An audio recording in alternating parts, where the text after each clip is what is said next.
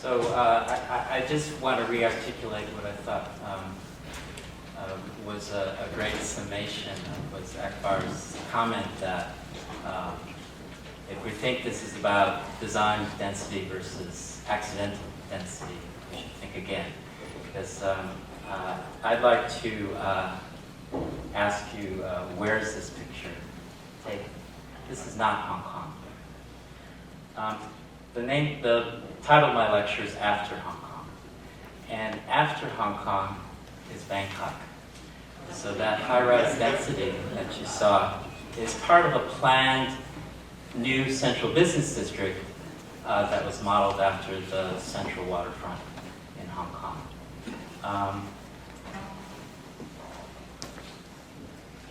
So in addition to the broadening geography of the discussion, I would also like to question the use of the word sustainable to describe urbanism in the 21st century. In the context of rapid urbanization, rapid climate change, and now economic tsunami, I think sustainability is probably the last thing we're able to achieve. So Bangkok after Hong Kong, vertical density, sustainable solutions. Between 1985 and 1995, Thailand was the world's fastest growing economy. This decade coincided with a period of great nervousness about the transfer of Hong Kong back to China. The joint agreement was signed in December of 1984. But by early 1997, Thailand's rapid economic boom centered in Bangkok was overheating. And here we see the new CBD that was under construction at the time, as it existed when I arrived in Bangkok as a Fulbright Scholar in 1998. In July 1997, the real estate bubble had burst, the Thai government was forced to devalue its currency, and the Asian financial crisis began.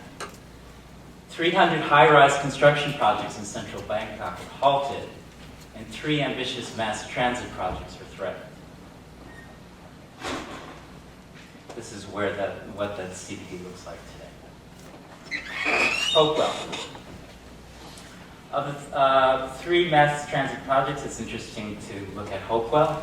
The Hopewell project was an agreement signed with the Ministry of Transportation, the State Railway of Thailand, and Hopewell Company Limited, and owned by Sir Gordon Wu, on November 9, 1990. Hopewell had to put up $3.2 billion to back up the project, about 10% down payment, for the right to develop real estate along the SRT line. In other words, the State Railway of Thailand was taking on the Transit Plus model from Hong Kong. The government decided to terminate the project in 1998 when it was clear that Hopewell was not able to continue with the project and secure the loans to finish it. Even though several groups attempted to revive it, controversy still haunt the project, earning it the name Hopeless. If you follow the Stonehenge-like ruins of the Hopewell project, you'll end up in Muang Thong Thani, a new town for 700,000 people. That's the size of Boston. And we saw yesterday that there were 6 new towns of this size built in Hong Kong. Muang Thong Thani, and this flyby on the expressway, is a ghost town when I visited in 1998. I just want to point out, on the right are the high-rise factory buildings, again, very familiar to Hong Kong, and then the residential towers on the left. But this is not a hopeless lecture, because in the 10 years that I've been visiting and teaching in Thailand, since 1998, I've witnessed a resilient urban design model, not based on the Hong Kong model, but based on something more indigenous. So we're going to look at Bangkok, vertical density, public space, and resilient urban design models. I've always been interested in urban change and how urban actors initiate, participate, and adapt to those changes. This project, Transparent Cities, looked at an archaeology of capitalism in New York City. Here we have the timeline of office building construction in New York City, turned on its left to make it vertical. So 1890s on the bottom, 1990 when I did this drawing is on the top. And what you can see are 3 booms and 3 busts. We've had another boom and bust since then, but the three booms are, of course, the first expansion of the stock market in the 1920s, the bust that followed the Great Depression of World War II. The next is the rise of corporate America after World War II, the bust of the oil shock of the 1970s.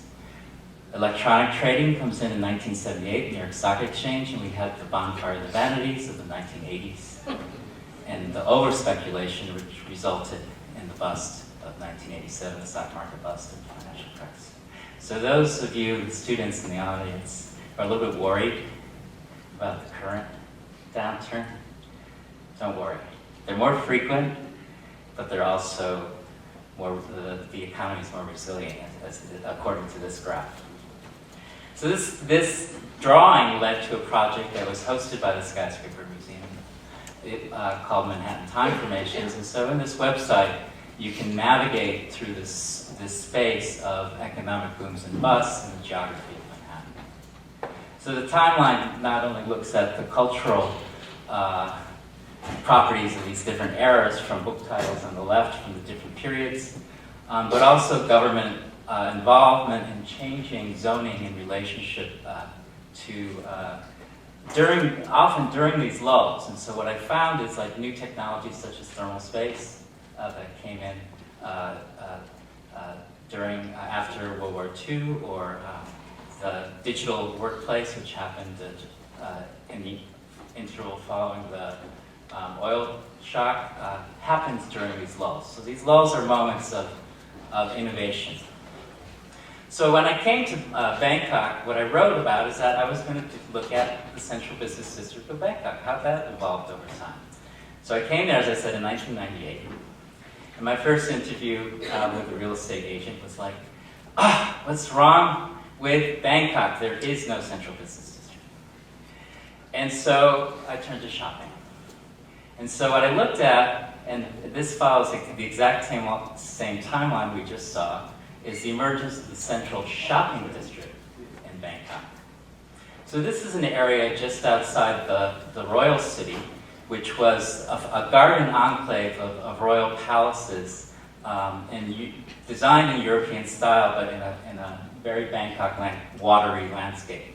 And the little blue buildings in the center are a temple, Wat Patung Wanaram, and surrounded by lotus gardens, water lotus gardens. This is the first shopping center in this area, called Siam Square, designed to help the American soldiers coming to Thailand in great numbers at this period. It's a park and shop model. You can park right in front of the shop house. It has one of the first bowling alleys and cinemas in Thailand. The first department store, the first interior atrium, comes in 1974. The first mega mall with an office building, hotel, multi-level parking deck, MBK, comes in 1984. So what you see is a very regular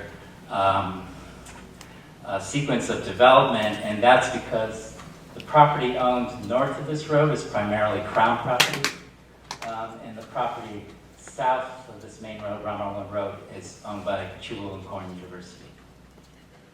So this is leaseholder. I mean, they're giving long lease to the shopping mall developers.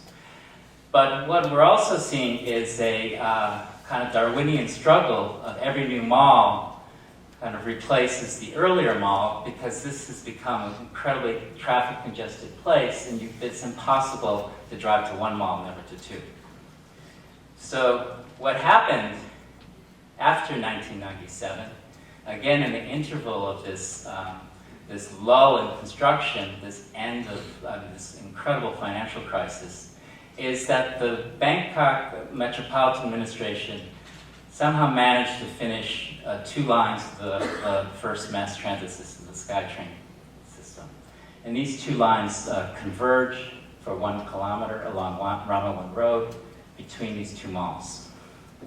And what happened over the next years is an incredible growth of an emergent connective architecture that wasn't planned, but certainly was designed by individual actors as they learned the benefit of not being in competition with each other, but creating a new urban armature of a multi-level walking system. So this is a SkyTrain, as you see in the photographs, above the street. When the two lines join, it's multi-levels above the street, and then this red line is the connective architecture that evolved over this short period of time that connects the thermal space. I mean, all the interiors of all these malls get connected to this multi-level walkway system, including all the escalators, everything we just saw.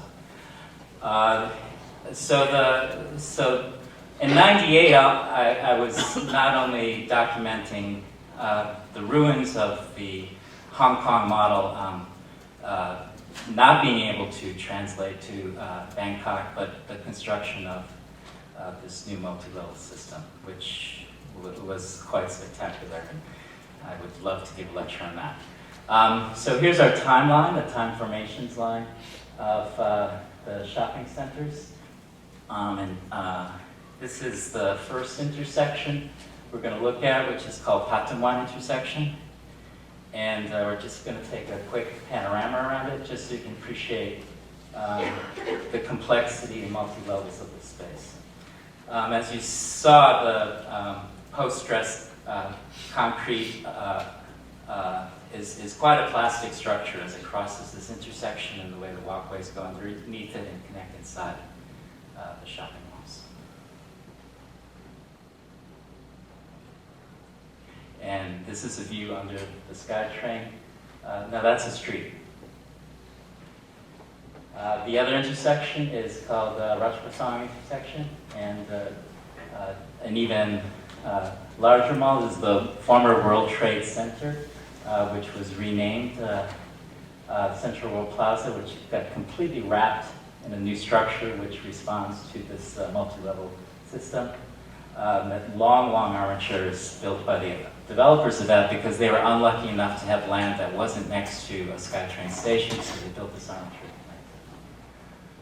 Again, I want to point out the sort of regular intervals of development before the mass transit and the acceleration of development after that. And this is where the ecological theory of resilience comes in, because what you see is the positive feedback system.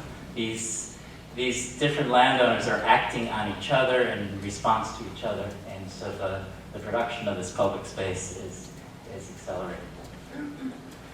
This is that second space. Take a quick panorama around that.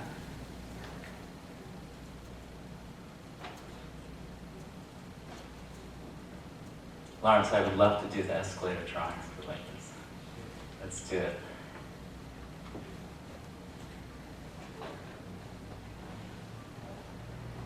And this is a view from you're standing over Rajpasang intersection. So these are the two intersections together in a 2 kilometer long super mega mall that is created through this interconnection. What I wanted to show in this one is that each mall has its website. So during this decade and this incredible intensification of feedback of these shopping malls is the creation of a kind of online community in relationship to each of these malls, as well as the physical community there. So again, what's the technology that comes in during these intervals of urban dynamics and change? And here, this web system is quite interesting. We just flashed by the style by Toyota. They don't sell Toyotas there. Teenagers are asked to join as members and to play in the clubhouse of Toyota, so when they're 18, they'll ask mom and dad for a Toyota.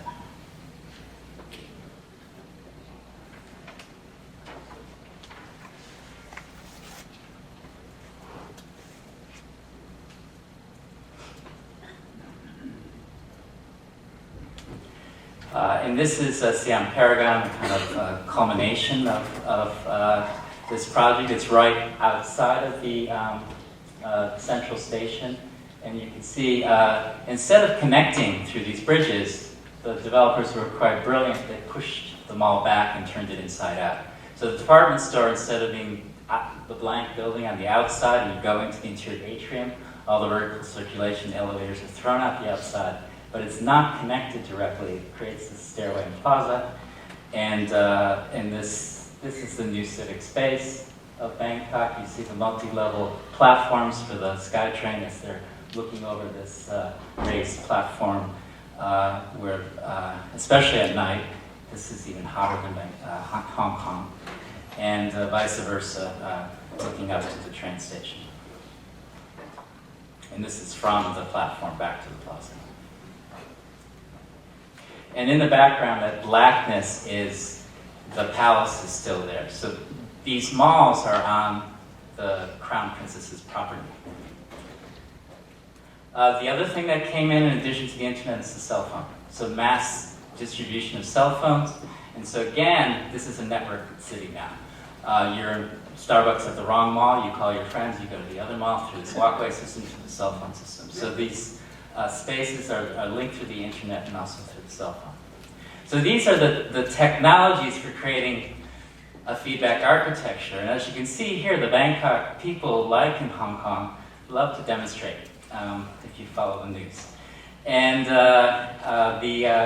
the government of Thaksin Shinawatra, who is actually behind most of these, the economic changes of creating a consumer and credit society in Thailand, was forced to resign when the demonstrators moved from Government House to in front of the shopping malls.